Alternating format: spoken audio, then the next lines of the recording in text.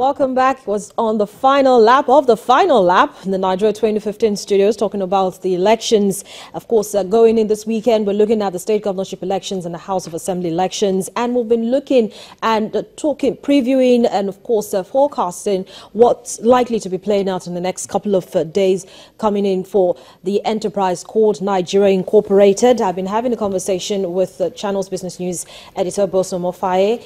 Mr. Bismarck Rewane is the managing director of Financial Directives Company Limited. He's also an economist, and Neo Taigbe, also a Channel's news anchor. Thank you so much, gentlemen, for sticking around. We're taking a look now at the banking sector under Buhari. Now, just before we start this conversation, very recently, in fact, yesterday, the Bankers Committee had a meeting in Lagos. And one of the strongest talking points from that meeting is that the central bank plans to clamp down on some chronic debtors of commercial banks. Now, the CBN Director of Banking Supervision, Mrs. Tokunbo Martins, explained that part of the penalties for debtors would include denial of access to the foreign exchange market and a possible publication of the debtors' names in the daily. So, gentlemen, just before we start this conversation, let's listen to this. But one issue that was of concern is the fact that some debtors, it's becoming increasingly difficult to get them to pay up on their loans. And so there was a lot of discussion around what can be done to make them pay up on their loans.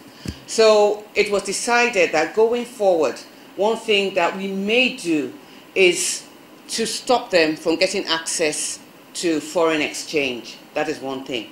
Another thing that we also considered that we might do going forward is to publish the names of borrowers that refuse to pay up on their loans. So all this is in a bid to ensure the continued safety and soundness of the banking industry.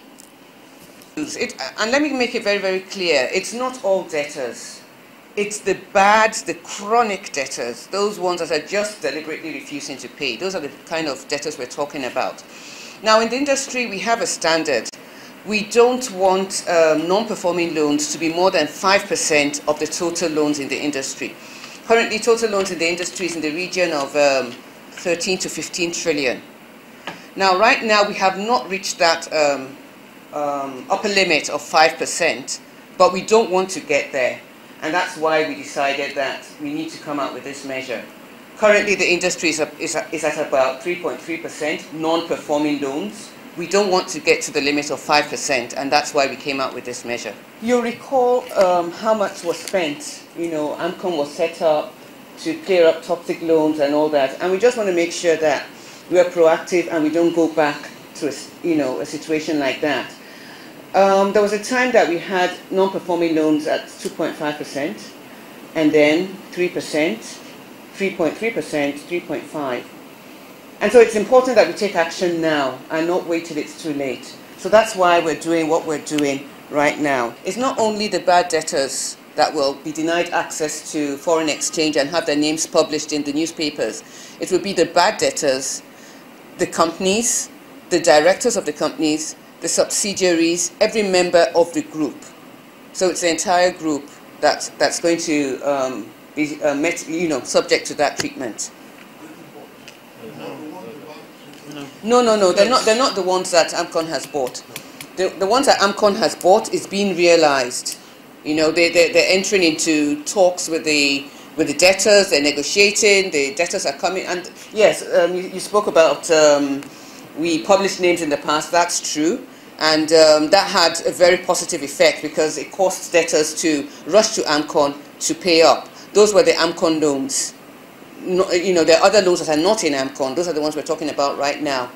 So when for the AMCON loans are not the ones we're talking about right now. Right now, the AMCON debtors are in negotiation with AMCON on how to, pay the loans, maybe at different terms, with at a different rate, but those loans will be realized in a different way. Director of Banking Supervision of the Central Bank of Nigeria, Tokunbo Martins. Mr. Rewane, very interesting times ahead, looking especially at the banking industry. So will the administration, incoming administration, be able to take that tough stance, that needed tough stance, or should it be from the angle of the regulator, as the Apex Bank now, making these tough decisions? I think that two angles. One is that the incoming administration has zero tolerance for corruption and ill-gotten wealth. So that will set the tone. But the central bank being autonomous and the central bank being independent will use its banking examination department to actually deal with this thing. But it's important to note that every time we had a currency adjustment, 2 years after, the banking system went into a tailspin because of failed institutions and chronic debtors. This targeting at chronic debtors changes the culture, the borrowing culture in the country, so that there's enough money put back into the banking system to lend to the small and medium-scale enterprises and to have a culture of non-default, right? And not, just not the willingness to pay is different from the ability to pay. What Tokunbo Martins was talking about is that even those who have the ability to pay are not willing to pay.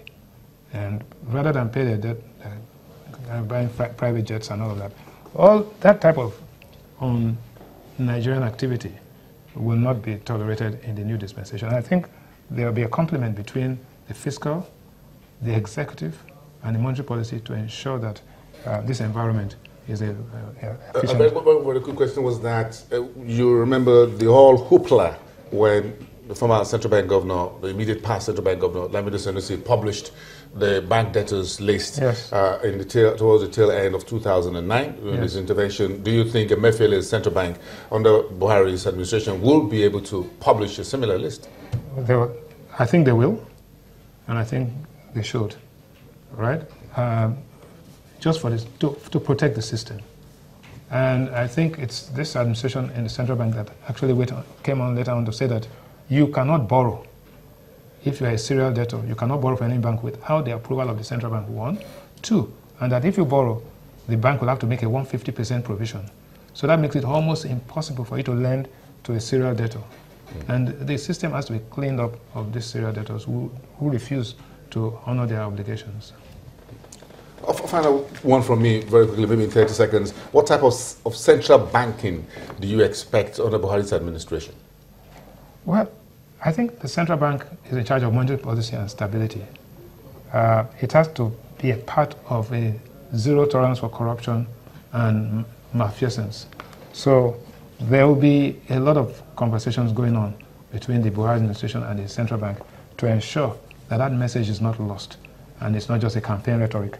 The banking system, every transaction that takes place, both legitimate and illegitimate, must go through a banking system. So the anti-money laundering rules, the relationship with Interpol and all that to trace ill-gotten wealth will be part of it, and I think the central bank will have to play a critical role in this. Mr. Rewane, thank you so much for joining us on the program this morning. It was interesting getting your perspectives. Always a pleasure. Thank you very much. Always a pleasure to have you on the set with me. And Nyota, thank you as well for sitting in with us. And that's it on this aspect for now. Of course, the Nigeria 2015 studios is still live. You can continue to send in your comments, of course, your selfies as well, so that we can get to see what's going on where you are. And also, don't forget, for our UK viewers, Channels Television is now broadcast on Sky Channel 575. So you can also, watch us and send in your comments and contributions as well. But I'm Harriet Agbenyi. Thanks for staying with us.